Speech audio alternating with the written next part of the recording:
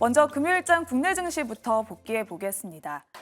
강한 FOMC와 또 고용지표가 발표가 됐고 굳건한 고용, 여기에 매파적인 의사록까지 공개되면서 금리 불안이 지속이 되고 있습니다.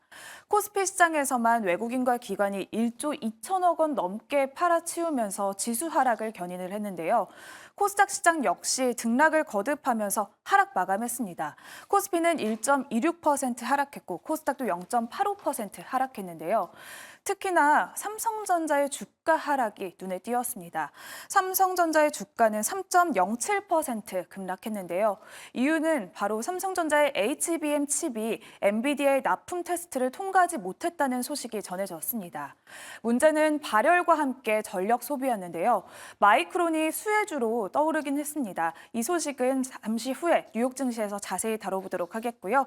이렇게 삼성전자의 낙폭이 큰 만큼 코스피가 많이 빠졌습니다. 반면에 강한 모습을 보여준 수혜주들이 있습니다. 바로 구리 가격 상승세에 이어서 전력과 케이블 관련주들 금요일장에서도 강한 모습을 보여줬는데요. 공급은 계속해서 줄어들고 있는데 수요는 급격히 늘어나면서 구리 가격이 주가를 계속해서 끌어올려주고 있습니다. 여기에 이어서 김 가격 역시 상승세를 지속하고 있습니다. 10,000원을 돌파할 것이란 전망까지 전해졌는데요. 최근 북미 지역에서 냉동식품의 인기가 엄청납니다.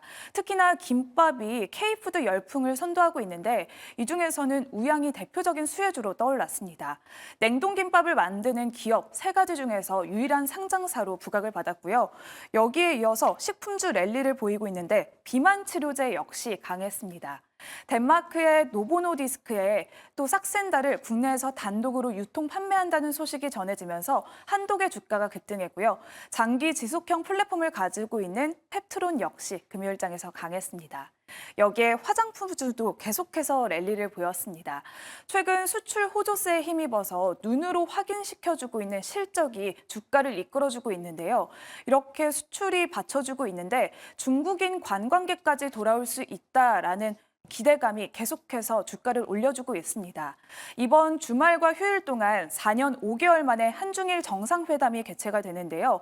이번에 서울에서 열립니다. 때문에 중국인 관광객이 다시 돌아온다면 화장품주들 계속해서 올라갈 수 있다라는 기대감 속에서 금요일장에서도 강한 모습을 확인시켜줬습니다.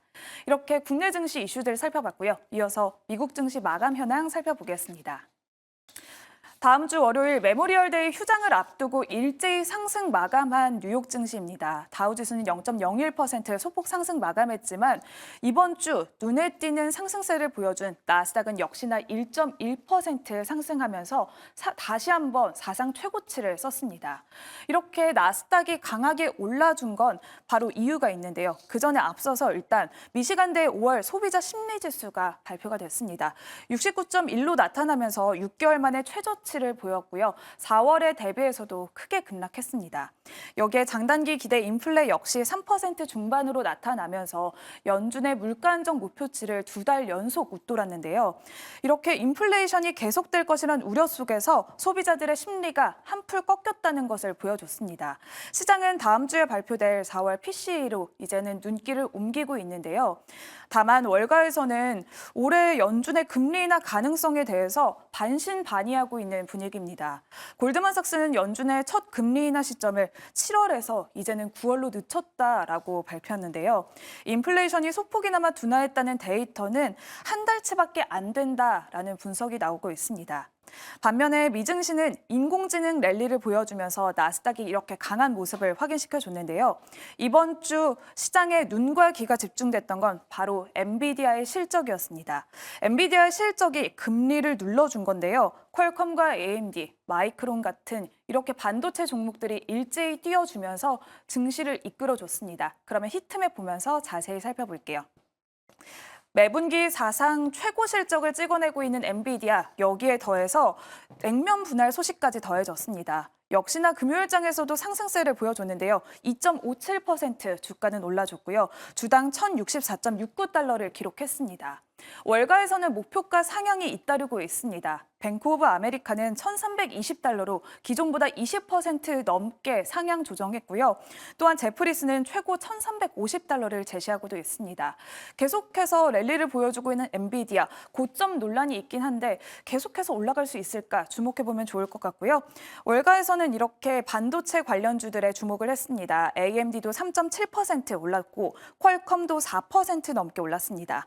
인텔 역시 2.13% 올랐고요. 이렇게 눈으로 확인시켜주는 것처럼 매그니피센트 7 일제히 상승 마감했습니다. 이 중에서는 테슬라 역시 3.17% 올랐는데요. 테슬라는 중국에서 모델 Y를 감축한다는 소식이 전해지면서 주가 역시 초록불을 강하게 띄워줬습니다. 또한 신발 유통업체인 데커스 아웃도어는 수익과 매출이 모두 개선된 경영 보고서를 발표를 했습니다. 주가는 13% 넘게 급등을 했고요. 주당 처음으로 1,000달러를 돌파하기도 했습니다. 또한 가상화폐 이더리움의 ETF가 SEC의 승인을 받았다는 소식이 전해졌습니다.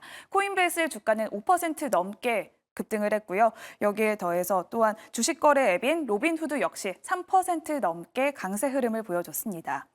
또한 국제유가는 5거래일 만에 반등하는 흐름을 보여줬습니다. 반면에 관련주들은 보합권에서 머무르는 흐름을 확인시켜줬고요. 사상 최고가 행진을 보여준 미국 증시, 눈으로 볼 수 있듯이 반도체주들이 다시 한번 시장을 이끌어내줬습니다. 이렇게 수지 맞는 브리핑을 마무리해보도록 하겠고요. 이제는 혜린 아나운서와 함께 오늘의 매니저 포트폴리오, 그 전에 상담 신청 방법 화면으로 먼저 만나보시죠.